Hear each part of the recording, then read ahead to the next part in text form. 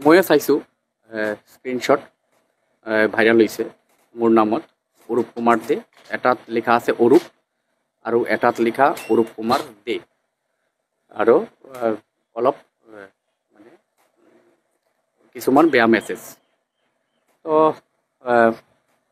স্ক্ৰীনশ্বটটো viral হোৱাৰ পিছত মই ইতিমধ্যে এই কেছ মানে হেৰি কৰিলোঁ, এই কোকৰাঝাৰ থানাত আয়োগ দিলোঁ যে ভাইৰেল হৈছে, কিবা কোনোবা দুষ্ট চক্ৰ এইটো এটা মানে হেৰি কৰি আছে মোৰ মানে ৰাজনৈতিক কেৰিয়াৰ বা মোক পলিটিকেলভাৱে মানে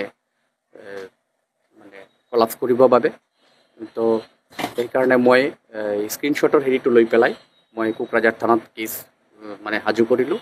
আৰু আজি প্ৰেছ মিডিয়া বন্ধুসকলৰ ওচৰতো মই কৈছোঁ যে এনেকুৱা নিউজ নতুন নহয়। আপোনালোকে জানে যে 1-1.5 বছৰমান আগত বা 2 বছৰ আগতো বিভিন্ন ধৰণৰ সামাজিক মাধ্যমত ফটো এডিট কৰি পেলাই বেয়া বেয়া মেছেজ হেৰি কৰি পেলাই মোৰ নামত দি থাকে। তো আজি সাংবাদিক বন্ধুসকলক মই কৈ আছোঁ যে এইটো কমপ্লিটলি ফেক আৰু এইটো মোৰ লগত হেৰি নাই। আজিকালি এডিটিঙৰ জামানা, আজিকালি নাম্বাৰ বহাই দি পেলাই মানে হেৰি কৰা যায়। আৰু মই মেছেজবিলাক চাইছোঁ, সেই এগেইনষ্ট ছাইডৰ ফালৰ পৰাও চাব মেছেজবিলাক মানে পজিটিভ মানে দুই পক্ষৰ যিটো কনভাৰচেশ্যন আপোনালোকেও ভালকৈ চাব বস্তুটো।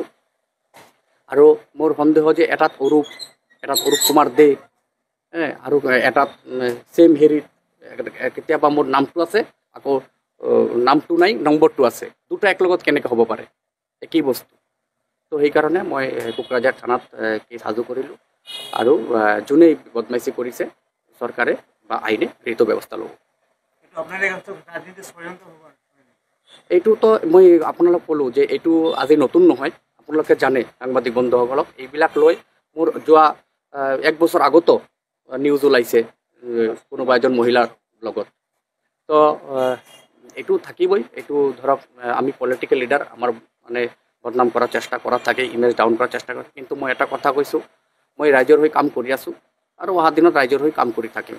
কোনে বদনাম কৰাৰ চেষ্টা কৰে, কিবা কৰে, কৰি থাকক, মোৰ সেইটোৰ লগত কোনো হেৰি নাই। মই মোৰ কাম কৰি থাকিম আৰু আমাৰ চৰকাৰক আমি আগবঢ়াই লৈ আকৌ আমি অহাতে ৰাইজৰ হৈ সুবিধা লাভ কৰিম। ময়ো শুনিছোঁ, কিন্তু মই তেখেতৰটো ক'ব নাযাওঁ। তেখেতে মই শুনামতে ইতিমধ্যে কেছ তেওঁ গোচৰ মানে থানাত দিছে। তো যোনে এইবিলাক কৰিছে তেওঁলোকে মানে উচিত শাস্তি আৰু উচিত শিক্ষা পাব লাগে। আৰু মই কিছুমান যদি হেৰি থাকে একদম কাৰ লগত হৈছে কনভাৰচেশ্যন, মানে কাৰ লগত হোৱা নাই, নাম্বাৰবিলাক ইতিমধ্যে ওলাই পেলাই সাংবাদিক চেনেলত প্ৰকাশিত কৰিব লাগে। কিন্তু জাষ্ট স্ক্ৰীনশ্বটৰ ওপৰত এতিয়া ধৰক আপোনাৰ নামটো মই ছেভ কৰি পেলাই মই যদি বেলেগ মেছেজ কৰোঁ, আপোনাৰ নামটো এডিটিং কৰি পেলাই মই IOUৰ যিটো টেকন'লজি আছে এইটো কৰি পেলাই যদি বহাই দিওঁ, তেন্তে আপোনাকো মানুহে সন্দেহ কৰিব।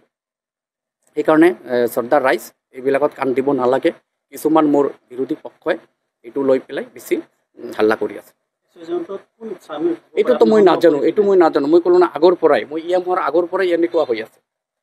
তো EM হোৱাৰ আগৰ পৰাই এনেকুৱা হৈ আছে। আৰু মই ভাবোঁ অহা দিনত আৰু কোনোবা কি কৰিব, কিন্তু প্ৰেক্টিকেল তথ্য নোহোৱাকৈ এইটো কৰাটো উচিত নহয়। আপুনি বিজেপি লিডাৰ আৰু গৌতম দাসো বিজেপি ষড়যন্ত্ৰ কৰি আছে লিডাৰ। এইটোতো মই কি ক'ম, এইটো ষড়যন্ত্ৰ। কিছুমান মানুহ থাকে যেনেকুৱা ধৰক হেকাৰ থাকে, কিছুমান হেকাৰ থাকে ধৰক ফেচবুক ID হেক কৰে। কিছুমান আজিকালি এনেকুৱা হৈছে আপোনাৰ চিকিউৰ্ড মানি যিটো আপোনাৰ Paytm কৰে, আপোনাৰ একাউণ্টৰ পৰাও টকা মাৰি দিয়ে, যিটো পাছৱাৰ্ড আপুনি জানে তথাপিও টকা আপোনাৰ একাউণ্টৰ পৰা নাইকিয়া হৈ যায়।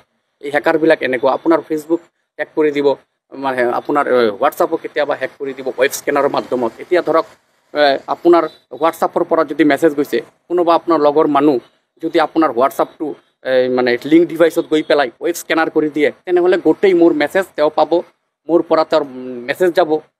তো আজিকালি বহুত হেকাৰ ওলাইছে। তো দুষ্ট চক্ৰই কৰিছে, কিন্তু যোনে কৰিছে এইটো ভাল কৰা নাই।